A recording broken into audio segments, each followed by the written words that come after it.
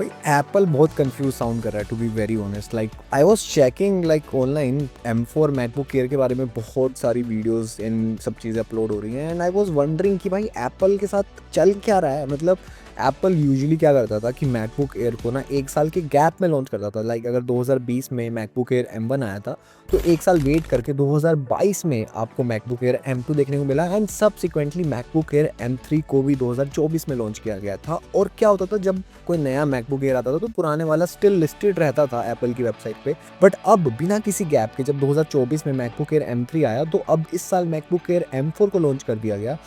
इसमें कुछ गलत नहीं है, मैं कुछ गलत या सही नहीं कह रहा। आई एम जस्ट वंडरिंग कि एप्पल इतना डेस्परेट क्यों है। इवन आईपैड्स को भी रिफ्रेश कर दिया गया है तो कुछ एक ऐसी चीज़ तो हो रही है एप्पल की तरफ से कि कहीं ना कहीं या तो वो डिक्लाइन नोटिस कर रहे हैं अपनी सेल्स में या फिर वो चाहते हैं कि लोग अब ज़्यादा से ज़्यादा लैपटॉप्स उनके ही खरीदें। बट एक चीज़ ज़रूर हो गई है कि M3 उनकी वेबसाइट पे अब मेंशन नहीं है एज़ पर नाउ। जब मैं वेबसाइट चेक कर रहा हूँ एप्पल की, मुझे मैकबुक एयर M3 उनकी वेबसाइट पे लिस्टेड नहीं शो हो रहा है। एंड सेकंड ऑफ दैट, जो ये प्रमोशन चल रहा है just purely on the basis of Apple intelligence. Even I was noticing कि आईपैड एयर जो अभी नया वाला आया है एंड आईपैड जो नया आया है अभी, उनमें जो मेजर डिफरेंस है वो है एप्पल इंटेलिजेंस का। लाइक अगर आप 35,000 रुपये लगा के आईपैड 11th जनरेशन ले रहे हैं तो उसमें आपको एप्पल इंटेलिजेंस नहीं मिलेगी। बट वहीं अगर आप 60,000 के आसपास खर्च करने को तैयार हैं फॉर आईपैड एयर तो आपको एप्पल इंटेलिजेंस मिल जाएगी बिना वेट करे।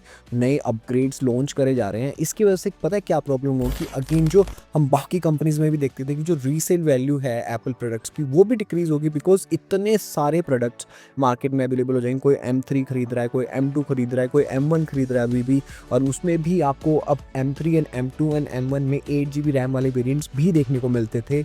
तो उन सब के मॉडल्स भी कभी ना कभी रीसेल के लिए मार्केट में अवेलेबल होंगे एंड वो भी काफ़ी अच्छी मशीन्स हैं। लाइक मैं खुद मैकबुक एयर M2 यूज़ कर रहा हूँ एंड करेंटली मैंने मैकबुक एयर M1 का भी रिव्यू शूट किया है एंड उसमें भी वीडियो एडिटिंग करके देखी है एंड उसकी स्पीड को देख के I was shocked just on the sake of उनकी चिप्स में डिफरेंस है। बट अगर 90% ऑडियंस को अगर डे टू डे टास्क करने हैं तो इनकी परफॉर्मेंस में इतना मेजर डिफरेंस मुझे बिल्कुल भी नहीं दिखता।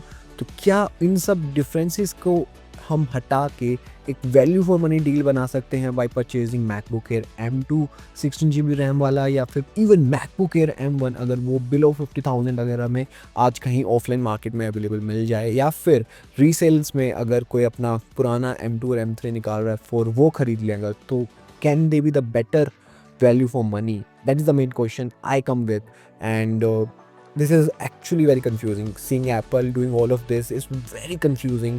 आप लोगों का क्या है इस बारे में सोचना? Please do let me know the comment section कि क्या आप लोग भी अब इस एप्पल के डेस्परेशन मूव्स की वजह से इतने सारे वेरिएंट्स मार्केट में जब आपको देखने को मिल रहे हैं तो कंफ्यूज हो रहे हो कि कौन सा लेना चाहिए कौन सा नहीं लेना चाहिए, या totally up for the latest version and बाकी भाड़ में जाए, फ़र्क नहीं पड़ता पुराने कितने मॉडल्स आए और क्या परफॉर्मेंस उनमें मिलती है। You still wanna prefer and buy MacBook Air M4। मुझे बहुत अच्छे लगते हैं एप्पल के products.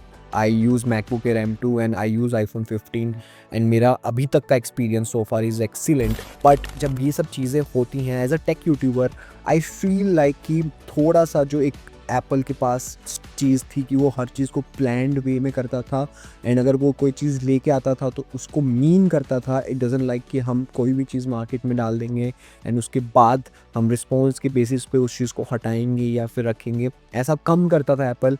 But now seeing Apple playing the same game, अगर हम बात करते हैं MI फ़ोन्स की, Redmi phones, Realme phones, Oppo phones की, इतने सारे variants, even Samsung for the sake in budget segment, इतने सारे वेरिएंट्स आपको देखने को मिलते हैं कि आप कंफ्यूज हो जाते हो कि एक्चुअली में आपको कौन सा मॉडल खरीदना चाहिए। और अगर अब ये नया गेम है तो क्या एप्पल कंटिन्यू करेगा इस नए गेम को हर एक साल, या फिर से एक डिसकंटिन्यूटी हमें देखने को मिल जाएंगी?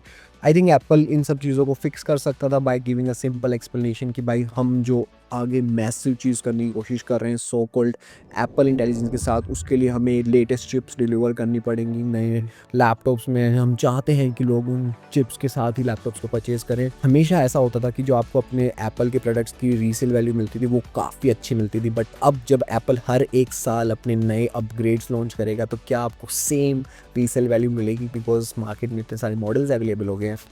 That is still a question to me, and if you have the answer, please do let me know in the comment section. ऐसी और इंटरेस्टिंग वीडियोस को देखने के लिए please do subscribe the channel, and if you guys really want कि मैं MacBook air M1 की review video को इस चैनल पे डालूँ and showing the performance of MacBook air M1 8GB RAM variant वाले की, then please do let me know, and मैं मिलता next video. Until then, take care of yourself, bye.